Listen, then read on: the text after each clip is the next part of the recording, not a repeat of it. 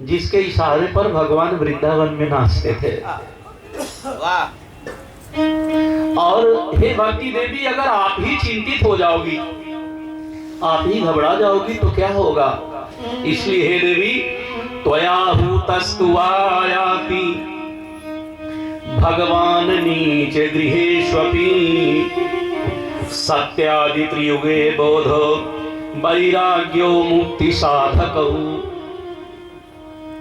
देखिए यहाँ नारद जी कितनी बड़ी बात कहते हैं। श्री नारद जी कहते हैं कि हे देवी, सतयुग, त्रेता और द्वापर में मुक्ति देने वाला कौन था? बोले वैराग्य, ज्ञान।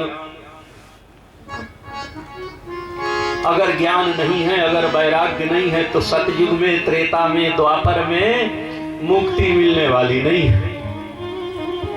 लेकिन कलयुग में तो कहते हैं सिर्फ आप ही हो। कलौ तु केवला भक्ति ब्रह्म सायुज्य कारिणी इति निश्चित्य विचिद रूपम सद्रूपाम त्वाम ससर्ज। हे भक्ति देवी, कलयुग में तो एकमात्र आप ही हो जो ईश्वर से मिला सकती हो। इसलिए आप घबराओ मत। ज्ञान वैराग्य तो कमजोर होंगे ही। और मैं ब्रह्मा का बेटा नारद प्रतिज्ञा करता हूं कि कलयुग में तुम्हें घर घर में स्थापित कर दूंगा। लोगों को ज्ञान तो होगा लेकिन वैराग्य नहीं होगा। देखो आज किसी से भी बात करो ना तो सब कहते हैं कि भैया कुछ लेके आए हो कि लेके जाओगे। हर व्यक्ति को पता है, लेकिन गोस्वामी महाराज कहते हैं कि ब्रह्म ज्ञान बिन नारी नर करही न दूसर बात, लेकिन कौड़ी लागी मोह बस करही विप्र गुरुघात।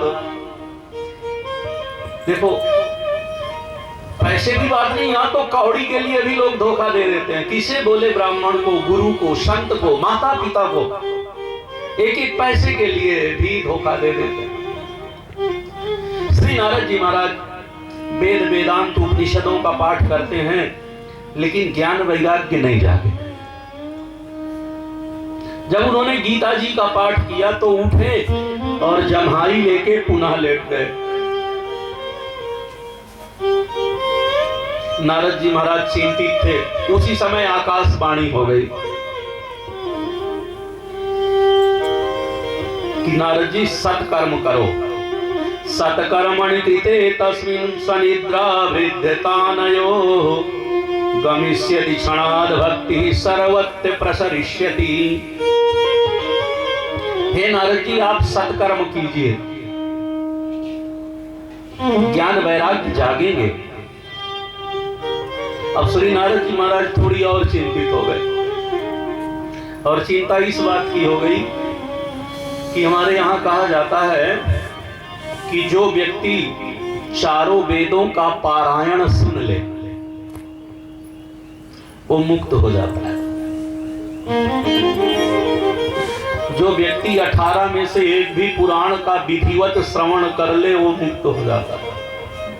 और मैं बार बार गीता वेद का पारायण कर रहा हूं, ये उठ भी नहीं रहे तो मुक्त का होंगे।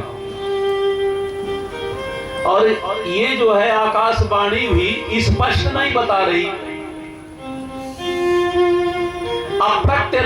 अप्रत्यक्ष रूप से कह रही कि सत्कर्म करो। हमारे यहाँ तो सबसे बड़ा सत्कर्म वेद पाठ ही कहा गया। और मैं वेद पाठ कर रहा हूं फिर भी आकाशवाणी कह रही है कि सत्कर्म करो। तो अब मैं संतों से पूछूंगा, विद्वानों से पूछूंगा, गुरुजनों से पूछूंगा कि सत्कर्म कहते किसे। अब श्री नारद जी जैसा ज्ञानी, ब्रह्म ज्ञानी अगर पूछे कि सत्कर्म किसे कहते हैं। अब देखो यहाँ आज प्रयागराज में इतने बड़े बड़े मूर्धन्य संत विद्वान मनीषी पधारे हुए हैं।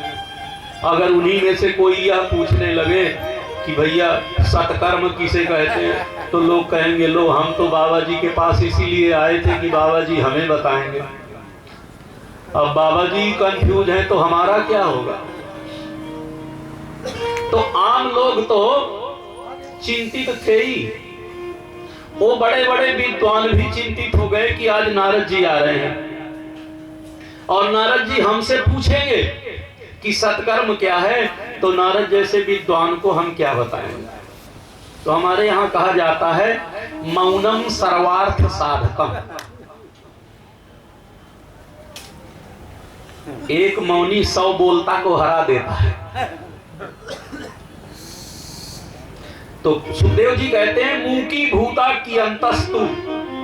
किसी ने तो अपने चेला से कहा जाओ गेट के बाहर बोर्ड लगा दो, गुरुजी पूरा माघ मौन रहेंगे।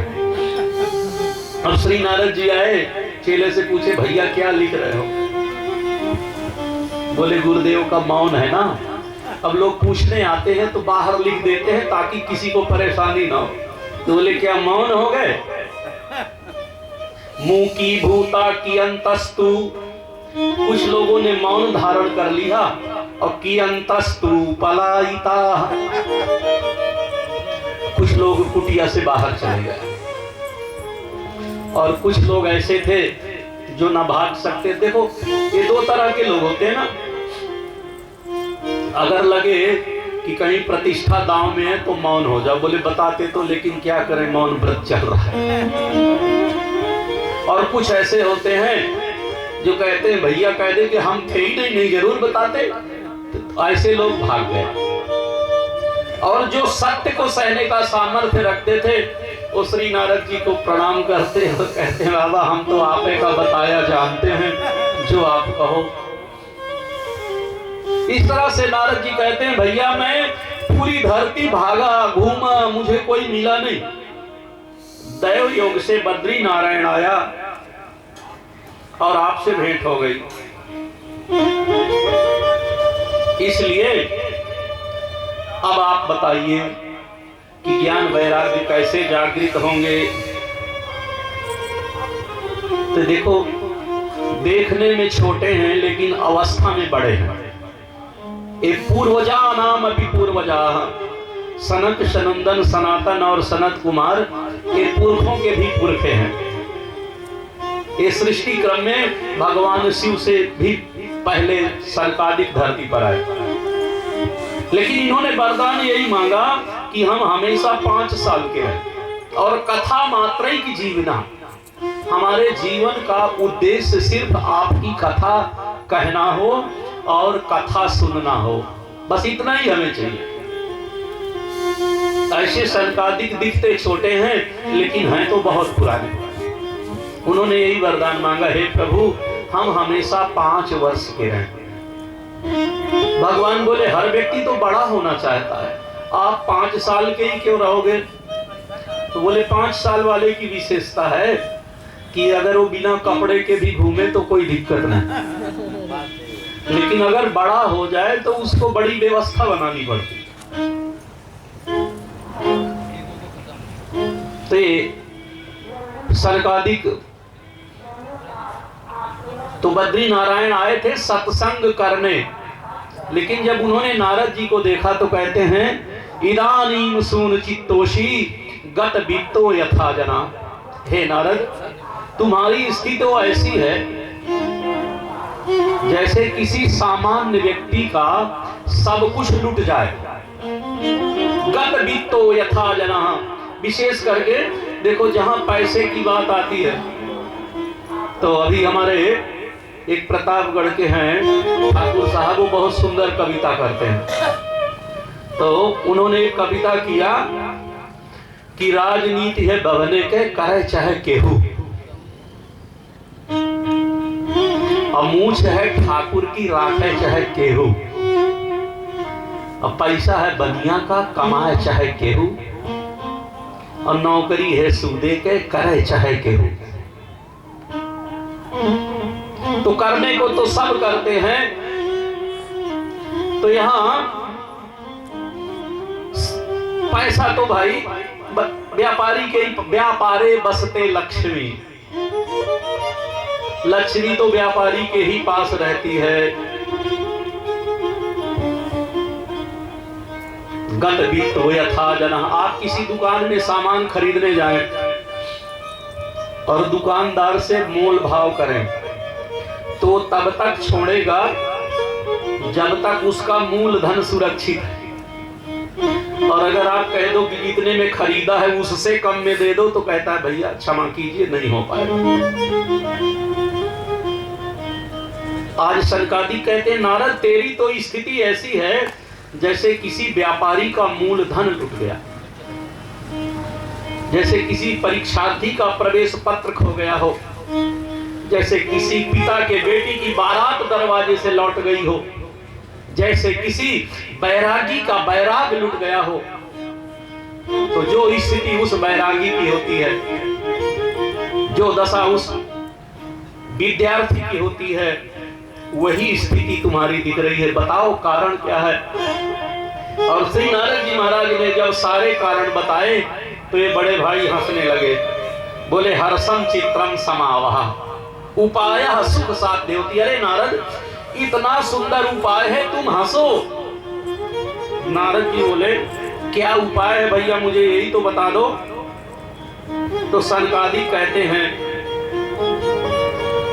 श्रीमद्भागवत कथा, श्रीमद्भागवत कथा सुनो ज्ञान वैराग्य जाग जाएगा।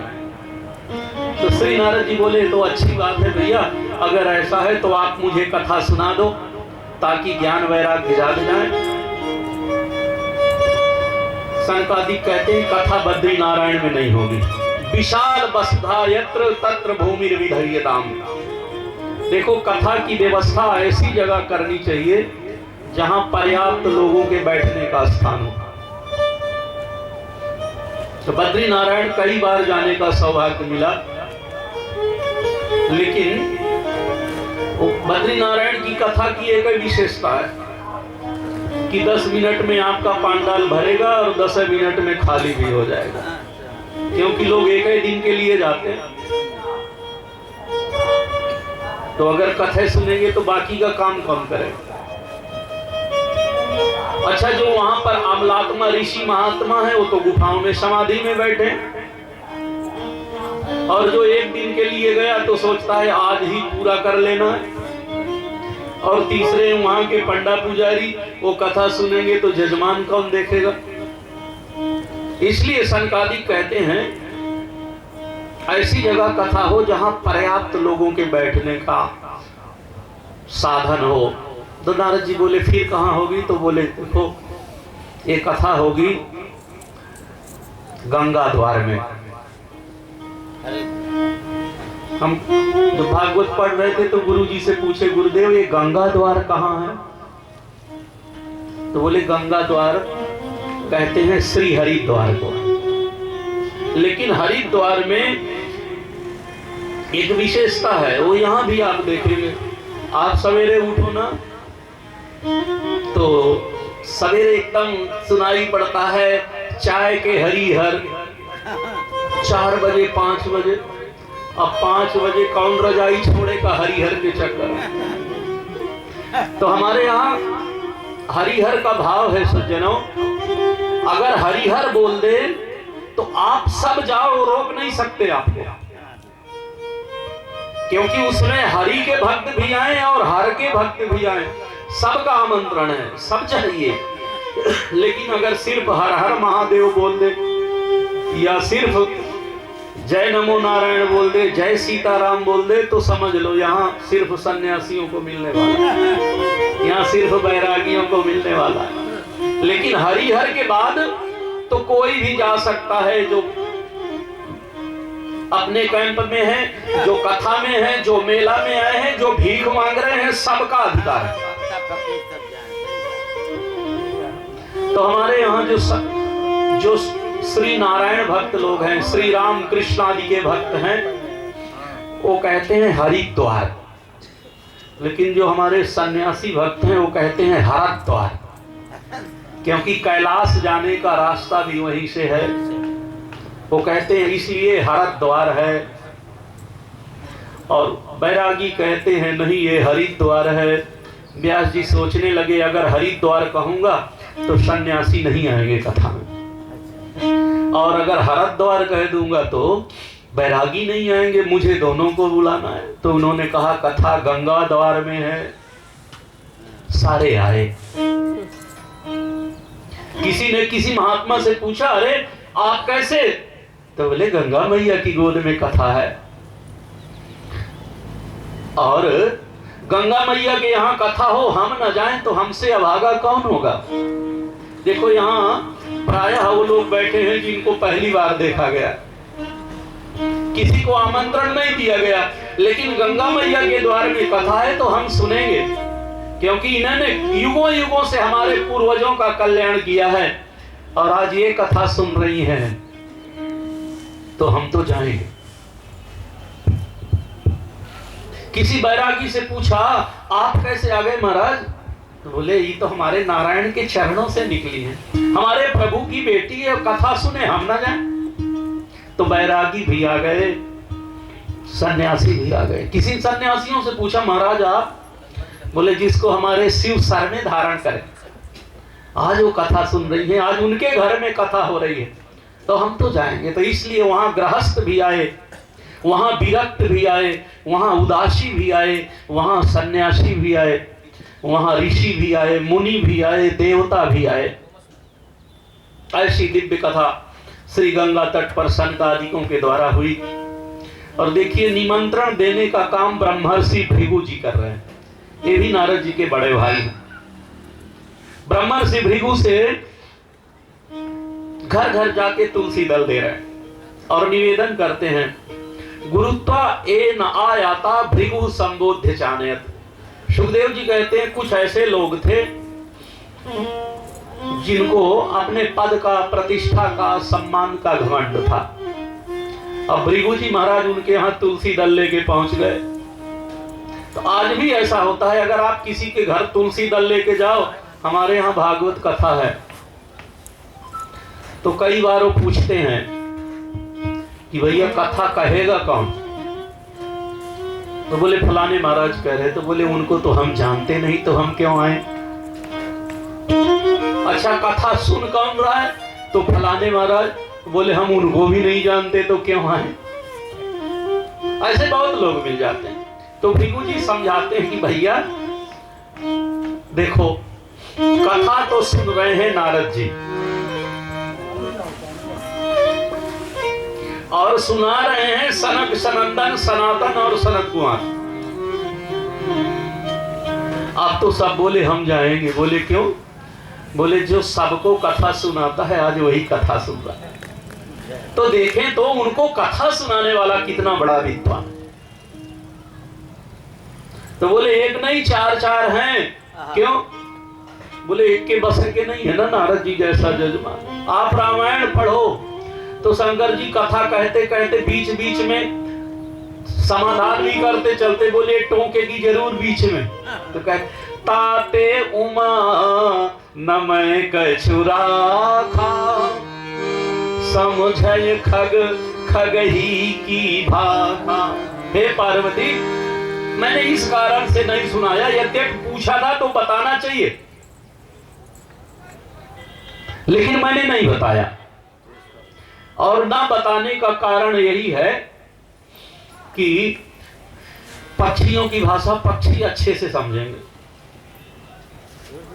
तो समाधान करते हुए चलते हैं। श्री नारद जी महाराज कथा श्रवण करने लगे।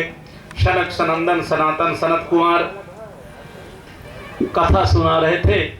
अचानक देख रहे हैं कि व्यास गादी के सामने एक सुंदर स्त्री और उसके साथ दो छोटे छोटे बच्चे आए और व्यास पीठ के सामने नाचने लगे और सुंदर कीर्तन भी करते हैं। श्री कृष्ण गोविंद हरे मुरारे, हे नाथ नारायण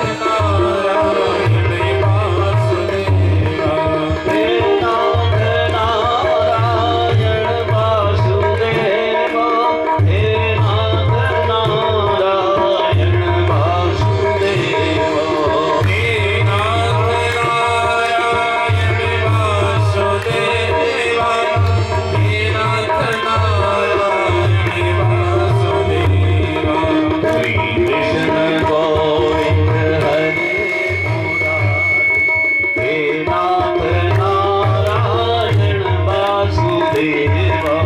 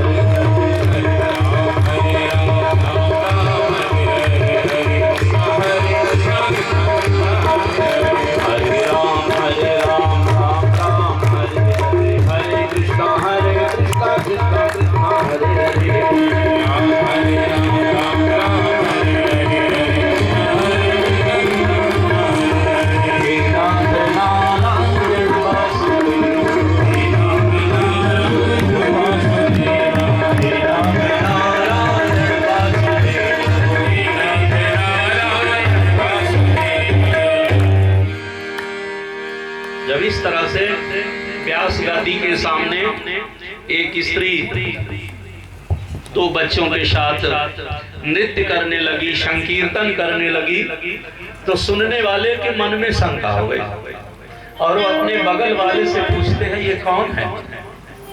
दूसरे ने कहा भैया हम नहीं जानते। आप जानते हो, आप जानते हो, आप जानते हो? बोले कोई नहीं जानता।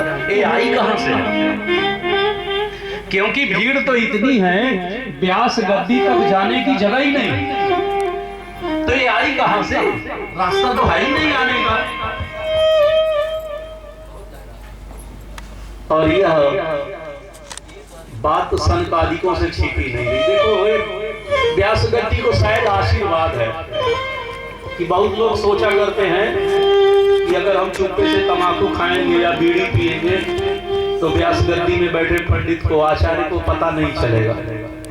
वो संकोच में भोले बोले भले ना पता तो चल।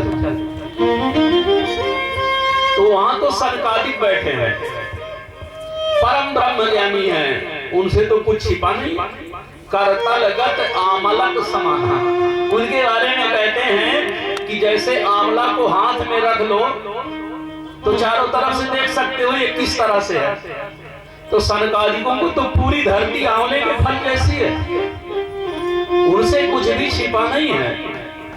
तो उन्होंने कहा सुनिए सुनिए, ये भगवान की भक्ति है, और जो इसके साथ दो बच्चे हैं, इसके बेटे हैं, एक का नाम ज्ञान है, दूसरा वैराग्य है। और जो ज्ञान वैराग्य का नाम सुने नारद जी आंख खोले, कहा